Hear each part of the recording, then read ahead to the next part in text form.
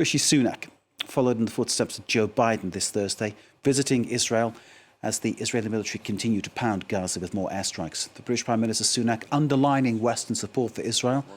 A Royal Navy British warship was sent to the Eastern Mediterranean as a sign of an intention of support to the wider Israeli cause. I'm here to express my solidarity with the Israeli people. You have suffered an unspeakable, horrific act of terrorism, and I want you to know that the United Kingdom and I stand with you. Rishi Sunak there. Let's bring in now John Lyndon, Executive Director of the Alliance for Middle East Peace, to get more of an insight into where world leaders are standing, especially, John, Joe Biden, expected to speak very soon. What is his policy right now? He's been to the Middle East. He's made some kind of impact in terms of calling for aid to go through, and then he's gone away, and then the bombing continues. What does Biden want out of this, do you think, John? I think his first and overriding priority is to avoid escalation into a regional war. You can see that with the mobilization of 2 carrier groups in the Eastern Mediterranean. I think with his preference to have gone to Amman for this sort of tripartite summit with other Arab leaders, which sadly and tragically, in my view, did not happen due to the events in Gaza on Wednesday evening. And you look at President Biden is looking at Ukraine, the South China Sea, and just from a pure realistic geopolitical perspective, avoiding a huge regional war in the Middle East is probably what you would want the leader of the free world to be trying to do right now. I think then there's also the very clear backing he's given to Israel's self-defense and now what it is doing, its operations in Gaza. He's been very unambiguous about that. What I hope is happening behind the scenes is that the space opened up and the trust of speaking directly to the Israeli people when he visited this week has given him room to be able to be a little bit more firm in private conversations around the need for humanitarian aid and the prioritization of civilian life. It's not clear yet whether those messages have been delivered and are landing. We've heard that there's 20 trucks being allowed into the Gaza Strip, still unclear of the timing and the status of that. There's reports this evening about a UN flagged operation at Rafah Crossing, which could facilitate further aid. But as of yet, we have not seen the doors swing open and the much needed aid be delivered to Gaza. The word revenge we hear a lot, the word retaliation we hear a lot. Do you wish that perhaps we heard the word justice a bit more? Yeah, I mean, justice is in the eye of the beholder, and particularly in the Middle East. I think ultimately both Israelis and Palestinians will have ideas of what a just resolution or a just retribution for what's taking place is. And sometimes justice and revenge can be close to synonyms, depending upon the level of trauma that are visited on different people. The word I would be looking for is a word that's fallen out of fashion in Israel-Palestine in recent years. It's peace, and all that actually means. Right now we have, as I mentioned, a geopolitical issue, a humanitarian issue, both incredibly important.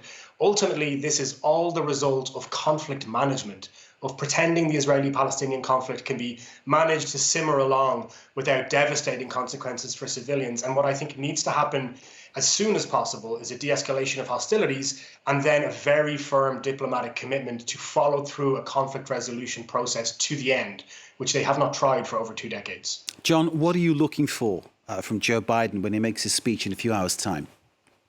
I think we hear there's going to be a $100 billion supplemental aid package with obviously elements of it for Ukraine as well as for the Middle East. I think, number one, having said what he said about his support for Israel, I think now there's a chance to speak to the Arab world as well, which is equally important, particularly since he didn't have a chance to visit Jordan this year.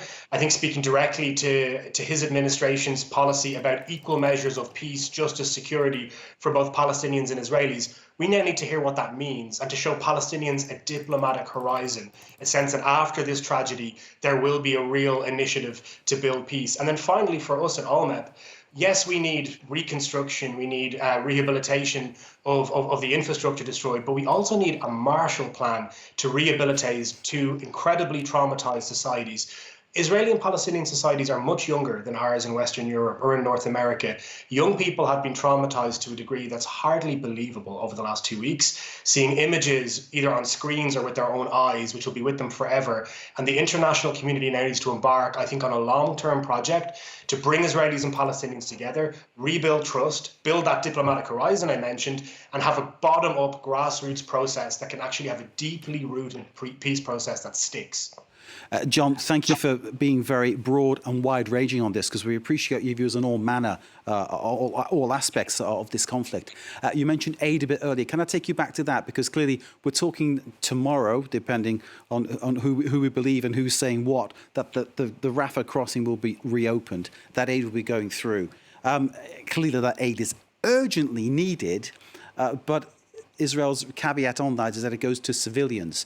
And of course, once it's past the border, there's no way of controlling who gets what, is there?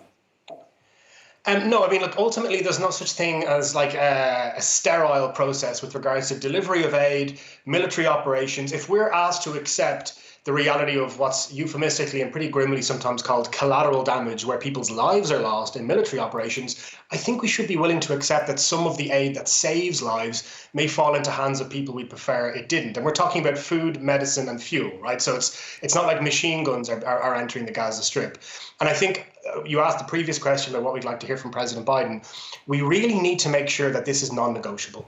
Now, both Egypt and Israel have a role to play. I thought Prime Minister Sunak's comments in the press conference with President Herzog today were very shrewdly delivered. We have to speak over the heads of the leaders to the Israeli people as well. Yes, the Western world has Israel's back in a way that I have never seen before with regards to support for a military operation.